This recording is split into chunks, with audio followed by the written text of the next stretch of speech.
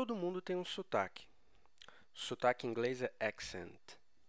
O accent de uma pessoa é uma junção de três fatores: pronunciation, intonation e word connection. Pronunciation é a maneira como nós pronunciamos as sílabas nas palavras.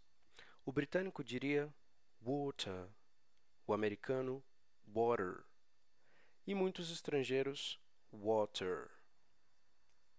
Intonation é o ritmo e a melodia da voz enquanto a gente fala, ou seja, essa musicalidade da voz. Imagine que você está andando na rua e você ouve uma conversa distante em outra língua. Você pode até não conseguir ouvir as palavras em si, mas mesmo de longe você provavelmente conseguiria identificar, por exemplo, se eles estão falando italiano ou japonês, baseado só na entonação deles. Word connection é isso mesmo, é como os nativos conectam as palavras dentro de uma frase na hora de falar. Did he frequentemente soa did he. Would you quase sempre se torna would you. What are you muitas vezes soa what you. E várias outras combinações que merecem atenção porque acontecem o tempo todo. Nós vamos analisar agora os principais problemas de sotaque para aqueles que têm português como primeira língua. Aproveita para checar quais são os pontos que você já domina, aqueles que você vai precisar revisar e aqueles que você nunca tinha estudado nem percebido. Começando com pronunciation. São vários os itens, mas eu vou destacar os mais cruciais. TH. Que o TH é um grande problema de pronúncia, não é novidade. Que você precisa colocar a língua entre os dentes para emitir esse som, talvez você já soubesse. Agora, o que muitos não sabem é que no inglês existem dois tipos de TH. Um que vibra a garganta e um outro que não vibra. Não existe uma regra aqui, depende mesmo da palavra. Voiced TH é aquele que vibra. Algumas palavras que contêm o som desse TH são this, mother, breathe. Voiceless TH é aquele que não vibra. Alguns exemplos são thank, nothing, month. Além de aprender a emitir os dois sons corretamente, é importante também estudar e se familiarizar com as duas listas de palavras. Outro ponto negligenciado, mas muito importante, é a diferença entre tense vowels e lax vowels. Escuta com atenção e me diz se você percebe a diferença no som.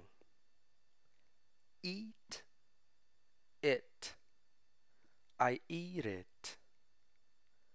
Beat, bit. The beat's a bit strong. Keys, kiss. Give me a kiss for the keys. Verbos regulares no passado. Uma coisa legal a respeito dos verbos regulares no passado é que a gente não precisa decorar centenas de terminações diferentes. Todos eles recebem o sufixo ed. Alguns exemplos são need, park, call.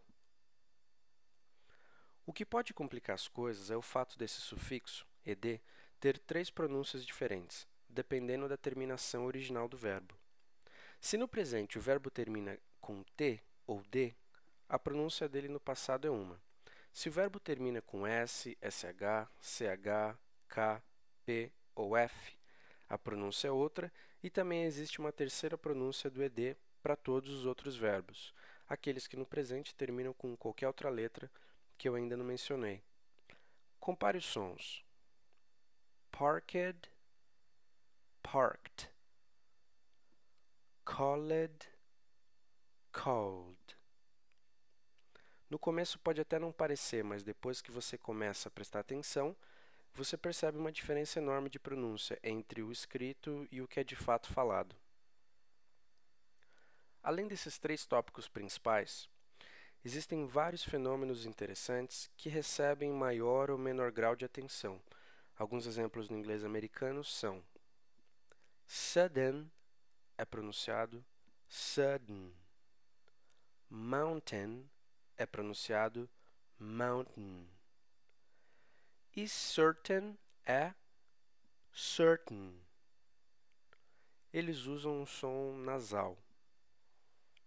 E se você encontrar NT mais um som de vogal? Internet é pronunciado internet. Dentist, dentist. Wanted, wanted. Existem as palavras com letras mudas. Broccoli é, na verdade, broccoli. Every é pronunciado every. E a pronúncia correta de history é history. Essa palavrinha aqui é pronunciada the antes de consoantes e the antes de sons de vogais, com exceção de U e W. The car, the apple. The school, the office. The university, the Oscar. The whiskey. EY no fim de uma palavra é quase sempre pronunciado como o I do português. Money, key, Presley, trolley, monkey, Stacy, volley. Duas exceções importantes são survey e convey. Intonation. Os nativos de língua inglesa conseguem lidar melhor com uma pronúncia ruim do que com uma entonação ruim. Na verdade, não só eles, mas a gente também. Se você fala com uma entonação diferente, as pessoas têm dificuldade para entender você. Imagine um grande cantor de ópera como vocalista numa banda de rock pesado. O resultado pode soar engraçado para alguns, talvez estranho para outros, mas os fãs de rock pesado, que estão acostumados a uma certa linguagem, um certo tipo de interpretação, esses talvez não entendam muito bem. E é de se esperar, porque eles não estão acostumados com algo assim tão diferente. Da mesma forma, se você pretende falar inglês com mais confiança, é importante que você entenda que, do mesmo modo que é essencial aprender frases prontas, é igualmente importante que você aprenda entonações prontas, ou seja, ritmos e melodias da fala que já existem e, portanto, reconhecidos facilmente. Hoje em dia, através da internet e de graça, é possível assistir filmes, seriados de TV e outros programas, e mesmo ouvir rádios de outros países, tudo de graça.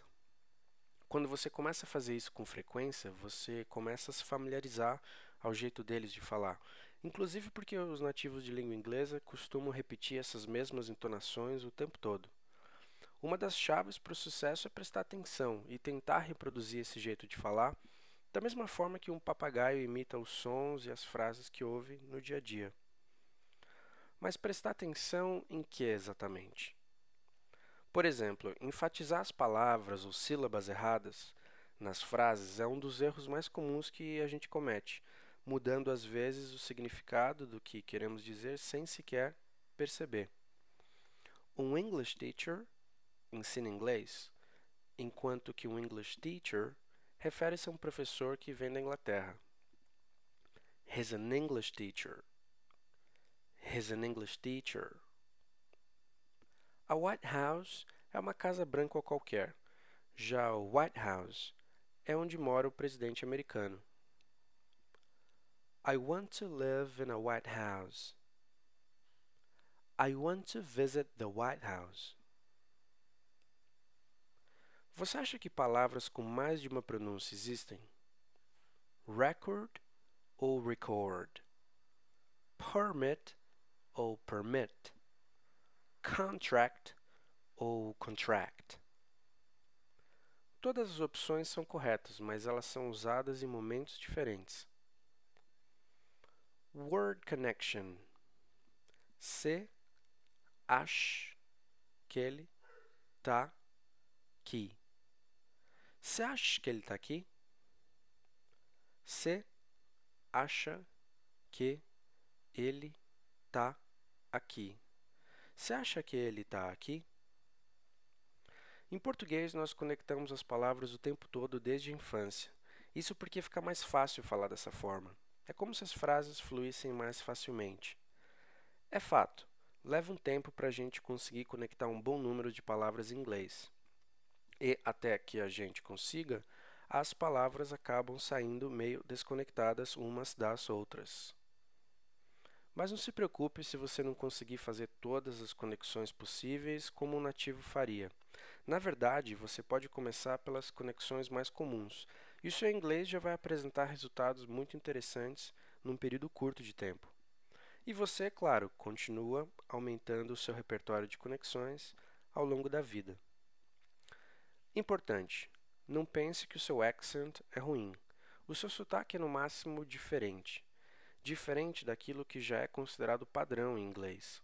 Quando você tenta imitar esses padrões, a musicalidade, a pronúncia e as conexões fonéticas que já existem, as pessoas tendem a entender você com mais clareza, e da mesma forma você passa a entender muito mais o que você ouve. Alguns alunos de idiomas têm vontade de se comunicar e soar como nativo, outros não, só querem ser bem compreendidos, e outros talvez no meio termo. Seja qual for o seu caso, entender um pouco mais sobre o seu accent vai contribuir bastante no aperfeiçoamento geral do seu inglês.